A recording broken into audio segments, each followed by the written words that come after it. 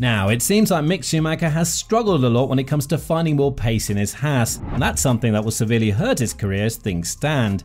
Gene Haas and Günther Steiner spoke about Mick Schumacher, and prior to the Austin GP, the requirement made by Gene was that Mick needed to score points in order to be considered as a legitimate candidate for Haas from 2023 and beyond. At this point, this seems like mission impossible for Mick, and the fact that his teammate Magnussen finished P7 doesn't help his case.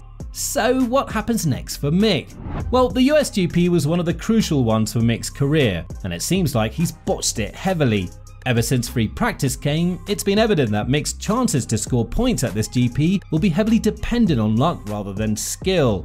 The poor practice pace was translated into the qualifying pace, as Mick's exit out of Q1 just goes to show that his race on Sunday will be a very hard one.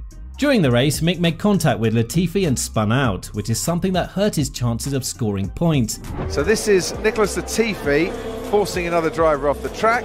Mick Schumacher, they both ended up off the track, and the stewards have decided that was all Latifi's faults, under braking, locking up, losing control. He started on the hard compound tyre and hoped for a safety car in order to utilise a free pit stop.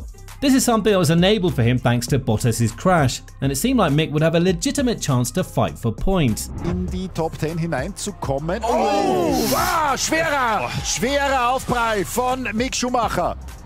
Und es muss rote Flagge geben, ganz klar. Still, that wasn't accomplished and Mick's pace wasn't there.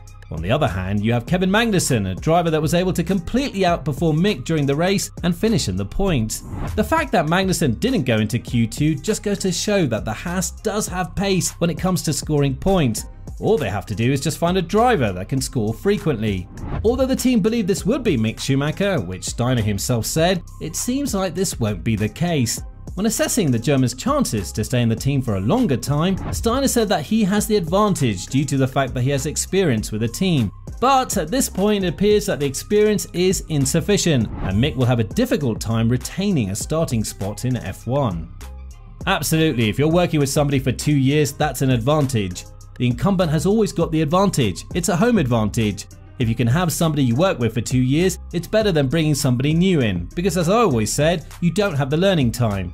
That's why we brought Kevin back as well, because he was here. He was out a year, but he knew everybody, and that's always an advantage when you start from somewhere. The owner of the team, Gene Haas, spoke about Mick's chances of being in the team from 2023 and beyond, and the assessment he gave prior to the USA GP weren't realised by the German. It seems like Haas doesn't have much trust in Mick, and the fact that the young driver hasn't been scoring points recently, doing so on 2 occasions in the 2022 season, just goes to show that he isn't really fulfilling everyone's wishes, especially the ones of the owner. We're just waiting. We need Mick to bring some points, and we're trying to give him as much time as possible to see what he can do. If he wants to stay with us, he's got to show us that he can score some more points. That's what we're waiting for, said Gene, who then continued to speak about Mick's crashes and his inconsistency throughout the 2022 season. In this sport, being kind of a rookie driver, the sport just doesn't allow it. It's just too expensive. If you make any mistakes in driver selection or strategy or tyre selection, it's costing you millions of dollars. I think Mick has got a lot of potential, but you know he costs a fortune and he's wrecked a lot of cars that have cost us a lot of money that we just don't have. Now, if you bring us some points and you're Verstappen and you wreck cars, we'll deal with it. But when you're in the back and you wreck cars, that's very difficult. If he wins the next one, he's in. Somewhere in between, there's a grey area. But this isn't everything when it comes to Mick and the bad news for the German. He hasn't been able to perform well in Haas, which is one of the main reasons why Steiner said they're considering other candidates. The top candidates for his replacement are currently Hulkenberg and Giovinazzi. But with the Italian crashing in the free practice session, it seems like the trust from the team will be lower when it comes to signing the former Alfa Romeo driver. Steiner spoke very well about Ricciardo and Hulkenberg, saying that the Aussie isn't interested in the seat, and if it was up to him, he would talk to Ricciardo and see where the problem lies. Maybe he doesn't buy into the vision of the team, or maybe he thinks that Haas will be a backmarker yet again in 2023. However, the fact that Magnussen has nearly the same number of points as Ricciardo, despite driving for McLaren, suggests that Ricciardo won't be a bad replacement for Mick. When talking about Ricciardo and why he doesn't want to drive for Haas, Steiner said, "If he's interested in us, he's not shy to call me up. I'm not going to chase him down.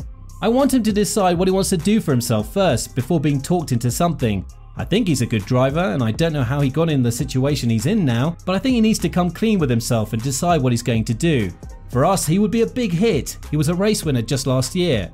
I rate him as a driver, and I have no idea why he doesn't perform right now. That's for him to figure out. Now on top of that, Steiner spoke about Nico Hulkenberg and his chances of joining Haas in 2023 and beyond. When talking about the experienced German driver, Steiner emphasized that a man like Nico is exactly what the team needs, which is a driver with experience, as he believes that Nico would be the perfect driver to take the team in the right direction. Currently, what the team lacks is proper feedback from the drivers and race pace, which is one of the reasons why they struggled a lot to fight in the midfield after the first couple of races. Steiner spoke about Mick's chances to remain in Haas prior to the USGP and said that Mick's chances to stay in Haas are 50-50.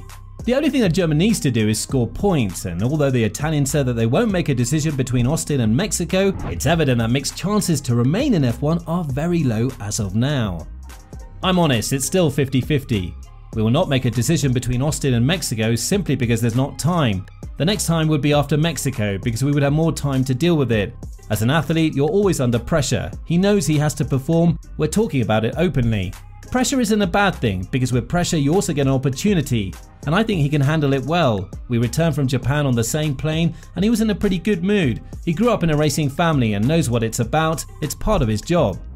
So you'd think that the bad news for Mick would end here somewhere, but there is more. The only vacant seat that was left apart from the Haas one has been filled, as Williams announced that they will sign Logan Sargent if the American driver manages to be eligible for a super license.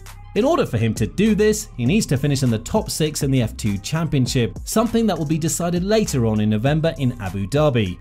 Sargent is currently P3, but he could drop all the way to P7 if he has a bad weekend, which is something that would see him outside of the super license requirements, and he'll have to stay at least 1 year in Williams.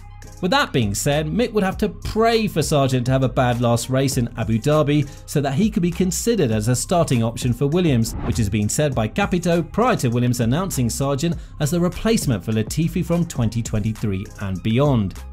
Mick is an option for us. He also deserves to stay in Formula 1. We'll see if that happens, but he's definitely an option for us. If you look at George Russell, he made mistakes as a sophomore at Williams and he still developed, said Capito. So, what do you think is next for Mick? Let us know in the comments below.